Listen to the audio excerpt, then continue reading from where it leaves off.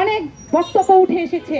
আমাদের সহযোদ্ধারা তারা নিশ্চিত করেছে যে আমাদের ভাষাটা কি, আমরা কি বলতে চাচ্ছি, আমরা কি সারা জীবন বলেই যাব, আর আমাদের হৃদয়রা কি এভাবেই মরে যাবে? আপনারা অনেকেই অবগত আছেন, গত রমজান ঈদে আমরা দেখেছি তেপান্তর স্কয়ার মাস্টার বাড়ি তেপান্তরে একজন শ্রমিককে হত্যা করে লিফটের পাশে ফেলে রেখেছিল।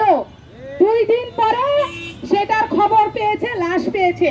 ওখানে আমাদের মাওনা নয়নপুরের যিনি শ্রমিক নেত্রী মৌসুমী সরকার ঘটনাস্থলে উপস্থিত ছিল, আজকের প্রোগ্রামে উনি আছে।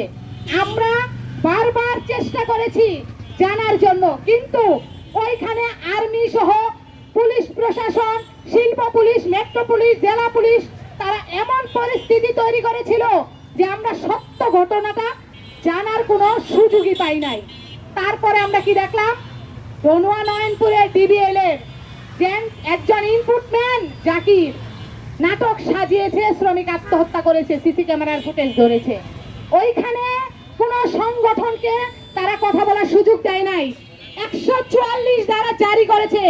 মালিকরা কত ক্ষমতাশীল বুঝেন, শ্রমিক আত্মহত্যা করুক, শ্রমিকরা হত্যা করুক, শ্রমিক যাই করুক না কেন, জানার অধিকার সংগঠনের আছে। ওইখানে তারা 144 ধারা জারি করে প্রায় 3 দিন প্রত্যেকটা দোকানপাট সহ বন্ধ রেখেছে। ওইখানে সাংবাদিকরা যে প্রশ্ন করেছিল সেই প্রশ্নের উত্তর দেয় নাই। সেখানেও আমাদের শ্রমিক নেত্রী মৌসুমী সরকার, এমনকি আমি ওই কারখানায় উপস্থিত হয়ে আমি 3টা প্রশ্ন করেছিলাম, 3টা প্রশ্নের একটা উত্তরও তারা দেয় নাই। তারা ওই সময় বলেছে, আপা আপনি আসছেন, আপনাকে ধন্যবাদ, অবশ্যই আপনাকে আমরা উত্তর দিব, কিন্তু দেয় নাই। আমরা জানতে চাই বাংলাদেশের আইন ব্যবস্থা আর কত শ্রমিক জীবন দিলে সেটা সচল হবে। 5 আগস্টের আগে আমরা দেখেছি মজুরির জন্য শ্রমিক রাস্তায় আসলে শ্রমিকরা গুলি করে হত্যা করা হয়। 5 আগস্টের পরে বলা হয়েছিল বাংলাদেশে আর কোনোদিন শ্রমিক মজুরির জন্য রাস্তায় আসলে গুলি করা হবে না, কিন্তু আমরা দেখেছি জেনারেশনের শ্রমিক চম্পা মজুরির জন্য জীবন দিয়েছে। লাস্টে আমরা এই হৃদয় অস্থায়ী হোক, মৌসুমী হোক আর স্থায়ী শ্রমিক হোক, এটা কি আইনে বলা নাই? আছে। গ্রিনল্যান্ড কারখানাটা রোড পার হইলে কোনাবাড়ি থানা। শ্রমিক যদি তাদের ভাষ্য অনুযায়ী তাদের কারখানার শ্রমিক না, তারা অবগত না, তারা ওই শ্রমিক ভিন্ন কারণে কারখানায় ঢুকেছে, এই ধরনের কথা যে নিউজে ছড়াচ্ছে, আমার প্রশ্ন, যদি একজন অপরাধী অপরাধ করে তার জন্য আইন আদালত আছে। বাংলাদেশে যে সিস্টেম শুরু হয়েছে, অপরাধী কিনা সেটা যাচাই বাছাই নেই, আগে তাকে মারতে হবে। কেন মারতে হবে? তাহলে পুলিশ প্রশাসনের কাজ কি?